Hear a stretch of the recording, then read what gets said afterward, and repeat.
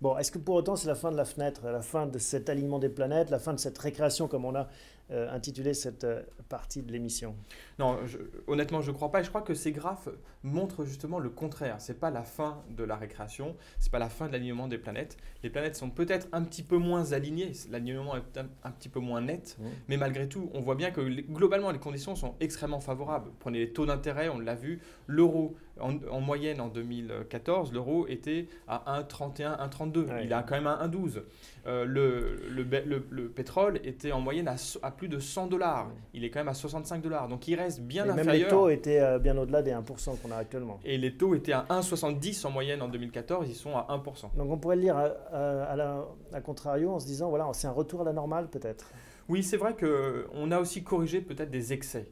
Par exemple, l'Allemagne empruntait à des taux négatifs, emprunte toujours à des taux négatifs, mais sur le 2 ans, par exemple, l'Allemagne empruntait un taux de moins 0,30%.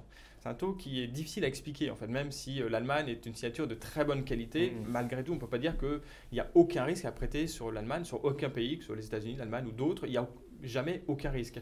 C'est moins 0,30, c'est moins que la BCE elle-même. L'Allemagne empruntait dans des conditions plus intéressantes que la BCE, le taux de la BCE est de moins 0,2. Ça, c'est une aberration.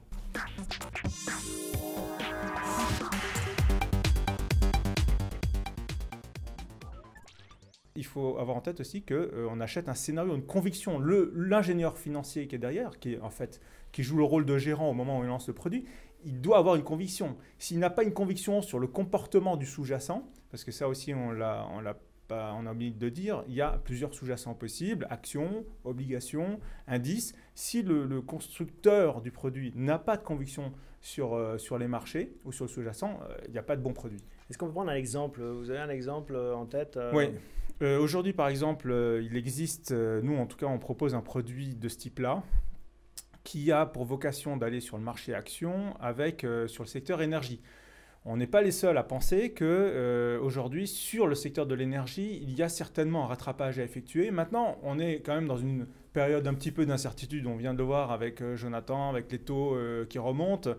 Et en fait, en achetant un tel produit, en investissant sur un tel produit, on capte d'une certaine manière le rendement de son épargne, mais en même temps, on s'achète une protection à la baisse si jamais les marchés venaient à s'effondrer. Mais on s'achète finalement un amortisseur à la hausse, mais on s'achète un rendement, et on s'achète un amortisseur à la baisse. Et finalement, c'est ça qui fait le produit à formule.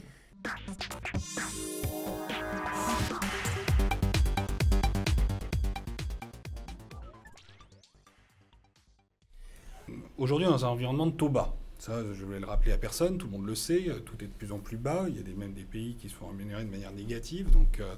Et on assiste à... et l'immobilier est une classe d'actifs qui, sur le long terme, est quand même dominée par le marché des taux. Ça, clairement, c'est une classe d'actifs parce qu'on compare l'immobilier au marché de taux parce qu'il y a une certaine visibilité sur les revenus, une certaine récurrence. Combien ça rapporte alors l'immobilier de bureau? Et alors aujourd'hui, on est sur ce qu'on appelle des rendements prime. Quand je dis prime, ça sert de base étalon. Ça ne veut pas dire que tous les immeubles sont en ce rendement-là, mais c'est le meilleur immeuble parisien de bureau. Il a un rendement proche de 4%. Alors, 4% dans un marché où il y a encore quelques jours... Bon, j'ai vu qu'aujourd'hui, ça va un petit peu remonter, mais les taux à 10 ans étaient, il y a encore peut-être 2 semaines, à 0,50. Ça veut dire qu'il y a encore 2 semaines, on avait un marché de l'immobilier sur les immeubles, les mieux placés, dont les investisseurs rémunéraient presque 8 fois plus. Donc, et la question qu'on peut se poser, est-ce qu'on pense vraiment qu'un immeuble extrêmement bien placé dans Paris Intramuros, style un immeuble Place Vendôme, est 8 fois plus risqué qu'une OAT d'un pays européen? Je ne suis pas sûr. Et pourtant, j'ai lu le chiffre récemment, 800 000 mètres carrés à Paris de bureaux inoccupés. Est-ce que ça, c'est pas une hypothèque aussi? Et 800 000 mètres carrés par rapport à quoi? En fait, 800 000 mètres carrés, quand on parle en chiffres, on dit 800 000 mètres carrés, c'est beaucoup. Oui, ça sent beaucoup. C'est-à-dire qu'une tour à la Défense, c'est 50 000 mètres carrés.